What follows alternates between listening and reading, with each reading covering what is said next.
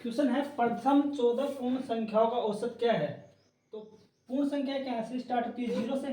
तो पहला अंक हो गया जीरो, इसके बाद एक दो तीन dot dot dot dot, last का पद क्या हो जाएगा, 13 हो जाएगा। क्यों? क्योंकि एक पद तो ये जीरो हो गया पहला पद, तो और आगे फिर 13 पद और होना चाहिए। तो एक से लेकर 13 तक तो 13 नंबर ही आएगा लास्ट का। तो 13 एक 14, ये टोटल 14 पद हो गए। ठीक, औसत पूछा है तो सबसे पहले इसका योग याद कर लेते हैं। योग समांतर श्रेणी है क्योंकि सब में एक एक अंतर है, दो में, एक में, तीन में, दो में।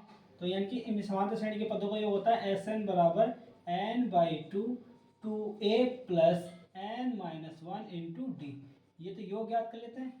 योग याद करेंगे तब एन बराबर कितना है, 14/2। एन का मान 14 रख दिया। प्रथम पद जीरो है तो ये हो जाएगा, ये पद हो जाएगा 2 गुणा जीरो यानी कि जीरो। और ये एन माइनस वन है तो एन माइनस वन, एन पदों की संख्या 14 है, 14 में से एक गए तो 13। और इंटू डी कितना है, डी डिफरेंस कितना है, सबके बीच में एक एक का अंतर है। ठीक, इन सब में एक एक का अंतर है। तो डी बराबर कितना आएगा, एक। तो ये एक से गुणा हो जाएगा।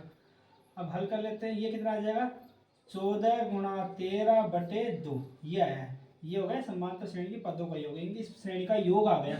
अपने को क्या निकालना है, औसत। औसत के लिए क्या होता है, योग बटे संख्या होती है, राशियों का योग बटे राशि संख्या। योग कितना है, 14 गुणा 13/2। और राशि संख्या कितनी है, पदों की संख्या 14 है।